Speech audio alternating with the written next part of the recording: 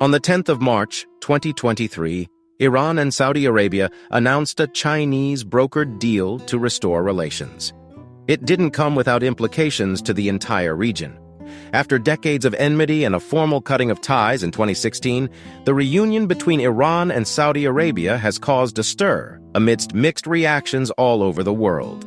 But how this new development ultimately impacts the Middle East remains the most important question for people in the region. Just before the peace agreement, the longtime rival powers frequently supported opposing sides across the region. The deal is a huge diplomatic win for China, especially at a time when the United States seems to have abandoned the Middle East. This new development marked a huge turn on both nations. To Iran, the agreement on restoring ties was a huge relief. The country has faced some serious challenges, especially in early 2023, being increasingly isolated over its human rights record, controversial nuclear program, and support for Russia in the Russian-Ukrainian war. Hence, its acceptance of a diplomatic settlement. The deal appeared to signal Iran's intention to cease tensions with Saudi Arabia across the Middle East after consistently maintaining opposite sides of conflicts. This diplomatic victory is a sign of ongoing change in both countries and the entire Middle East. It was assumed that it would have happened earlier, as Iran and Saudi Arabia have conducted talks in Oman and at least 5 rounds in Iraq in the past 2 years. They could have chosen either country to get to the finish line, but instead chose China, shortly after the Chinese government paid a visit to Saudi Arabia, where he also met with the leaders of other nations in the region. While the rapprochement was a relief to Iran, Saudi Arabia saw it as an avenue to stop what seemed to be an expanding Iranian regional agenda, which included widening Iran's influence in Iraq, Lebanon, Syria, Yemen, and beyond. The Saudis and other Middle East nations have concluded that the United States are not giving their best in securing the region, as critical Saudi and UAE infrastructure has been attacked with the United States on guard. So, rather than rely in the U.S. or buy its defensive weapons systems, which are rather expensive, the Saudis believe that China's influence over Iran can help take care of their security.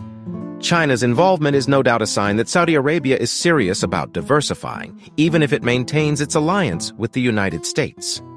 China offers Saudi Arabia a good relationship, leverage with Iran, an alternative to the United States, technology, and other resources that it needs. To enjoy these benefits, however, Saudi Arabia has to withdraw military intervention in Yemen, protect its border and investment climate, focus on a positive agenda like its Vision 2030, and continue to engage with Iran through dialogue instead of the same old path of wars and conflict. The Iran-Saudi Cold War has had an impact on almost every conflict in the region. Its resolution, therefore, could also have strong repercussion. These impacts were felt at different waves across the different nations in the Middle East.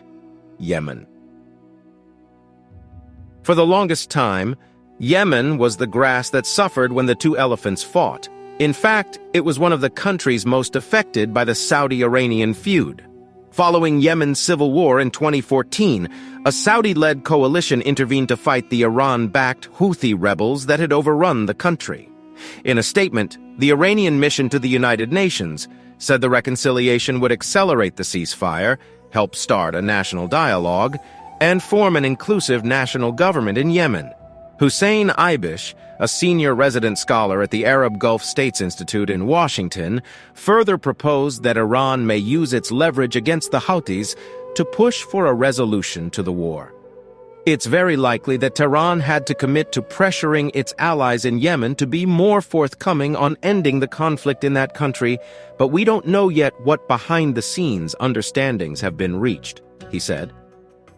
A member of the Houthis' political arm, Abdul Wahab al-Mabashi, told Lebanon's Al Mayadeen TV that a resolution to the Yemen conflict must be achieved through direct negotiations with Saudi Arabia, seeing that the Houthis are not answerable to the Iranians. Lebanon has suffered a persisting financial crisis since its closest ally and benefactor, Saudi Arabia, disengaged from it after a feud linkable to Iran. Relations hit their lowest in 2021 when Saudi Arabia and some of its Gulf Arab allies withdrew support from Lebanon after a Lebanese minister spoke against the Saudi-led coalition's war in Yemen. Even though Iran and Saudi Arabia have reconciled, it isn't certain that Lebanon's relations with Saudi Arabia will not improve automatically. Recently, Prince Faisal bin Farhan, Saudi's foreign minister, said that Lebanon needed a Lebanese rapprochement, not a Saudi-Iranian rapprochement for the situation in Lebanon to improve. This invariably means that Saudi Arabia may be separating its grievances with Lebanon from its conflict with Iran. The simple reason being that at the moment, Lebanon is not high on the priority of policymakers in Saudi Arabia. There are much more important matters for the Saudi government to attend to, and they could be the least concerned about the problems in Lebanon. The Saudi government once said that Lebanon is more important to the Iranians than it is to them, and that unless that changes, Hezbollah is likely to remain the dominant player in Lebanon.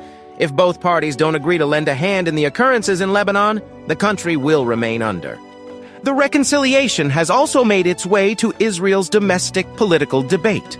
For years, normalization with Saudi Arabia has been a major goal for the Israeli government. For Israel, peace with Saudi Arabia is considered the apex of normalization agreements. Even though underground relations have been ongoing for years, full-blown peace would be a major achievement, and one of the key elements in forming a regional alliance to counter Iran. Then reality hit when Israel's longtime and foremost foe and its soon-to-be best friend reconciled. The interesting thing is that the Israeli government decided to play the blame game on top of the situation.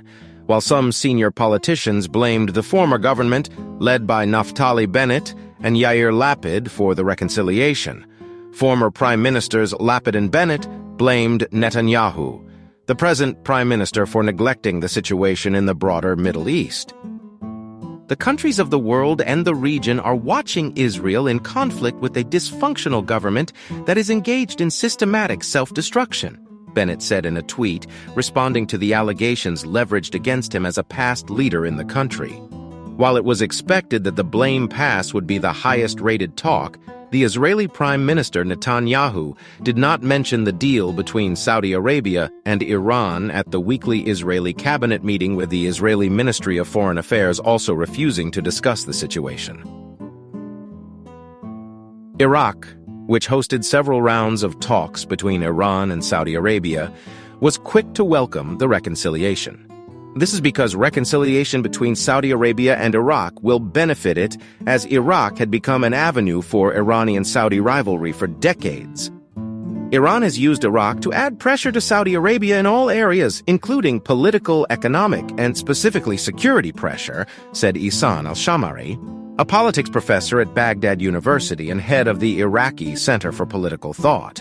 Iraq, he said, missed out on improving ties with Saudi Arabia and potentially large investments in the country due to Iran's heavy influence in the country. A reconciliation invariably spells better days for Iraq. Let's take a look at the infamous media wars. Saudi Arabia and Iran have long been involved in a bitter media war, where news outlets backed by each government made it a life's mission to release derogatory accounts about the other. On a regular basis, the Iran-backed Arabic-language news channel, Al-Alam, and English-language Press TV run programs that are critical of Saudi Arabia, making those channels inaccessible to a handful of Arab nations. On the other hand, Saudi Arabia has been accused by Iran of funding Iran International, a news channel that regularly interviews Iran's adversaries and covers protests against the government. This had made Iran to label the channel a terrorist organization, but Iran International has denied connections to the Saudi government. Although this media war has lingered for years, it is said that how the media war ends up will show how viable the Iran-Saudi agreement is in the normalization of relations. Analysts have mentioned that Saudi Arabia has invested in Persian-language media outlets to compete and gain more grounds than Iran after over a decade of an Iranian media assault against Saudi Arabia. According to the Wall Street Journal, Saudi Arabia has agreed to tone down critical coverage of the Islamic Republic by Iran International, Also, last month, Iran International said it was relocating its operations to Washington, D.C. from London due to the Islamic Republic's threats, marking the end of the Saudi-Iranian media war. Indeed, the recent China-led rapprochement means a range of different things from positive to negative to specific communities. But the overall implication on the Middle East is of utmost importance. What do you think about this? Do share in the comments. Also, don't forget to like and subscribe to see more videos. See you soon.